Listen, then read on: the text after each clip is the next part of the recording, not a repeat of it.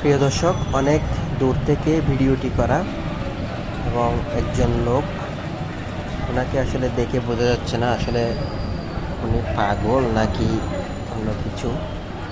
তবে তার সাথে আরও 5 জন লোক রয়েছে এবং ওনাকে একজন ধরে রাখছে। টোটাল 6 জন মানুষ একজনকে ঘিরে আছে।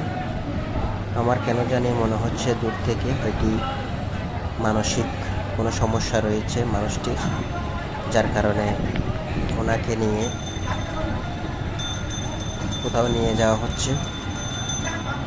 এবং আসলে আপনাদের কেমনটি মনে হচ্ছে আমি জানি না, তবে ওনার আচরণবিধি দেখে মনে হচ্ছে উনি মানসিক ভারসাম্যহীন একজন মানুষ।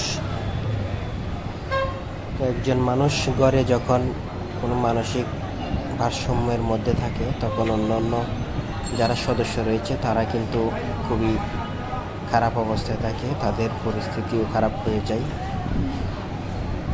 প্রিয় দর্শক, আপনাদের দৃষ্টিতে কি মনে হচ্ছে? আমি আমার ব্যক্তিগত বিষয়টি জানালাম, আপনারা একটু জানাবেন আপনাদের দেখে আসলে কি মনে হয়েছে।